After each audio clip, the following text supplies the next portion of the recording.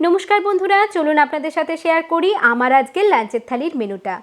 লাঞ্চের থালির প্রথমেই রয়েছে গরম ধোয়া ওঠা এক বাটি ভাত, তার সাথেই নিয়েছি 2 টুকরো শসা, 2 টুকরো গাজর স্যালাড হিসেবে। এখন নিয়ে নেব আলু আর মসুর ডাল একসাথে সেদ্ধ করে মেখেছি সেই মাখাটা। তারপরেই নিচ্ছি মূলো শাক ভাজা। মূলো শাকটা খেতে আমি খুবই পছন্দ করি। সর্ষের তেলের মধ্যে গোটা সর্ষে আর শুকনো লঙ্কা ফোড়ন দিয়ে শাকটা আমি ভেজেছি। কিছুদিন আগেই আমার মা বাপি এসেছিল, তো বাপের বাড়িতে আমার পেঁপের গাছ রয়েছে, সেই গাছেরই পেঁপে নিয়ে এসেছে, পেঁপেটাই আমি ভাজা করেছি, সেটা রাখলাম। তারপরে নিচ্ছি মিক্সড ভেজিটেবল বা পাঁচমেশালি সবজি যেটাকে বলে সেটা।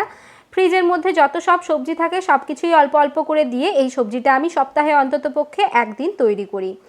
গরম গরম ইলিশ মাছ ভাজা নিয়েছি, আর সেই তেলেই কাঁচা লঙ্কা ভেজে নিয়েছিলাম, সেটা নিলাম, অল্প ইলিশ মাছ ভাজার তেল নিলাম। ভালো লাগলে লাইক, চ্যানেলটি সাবস্ক্রাইব।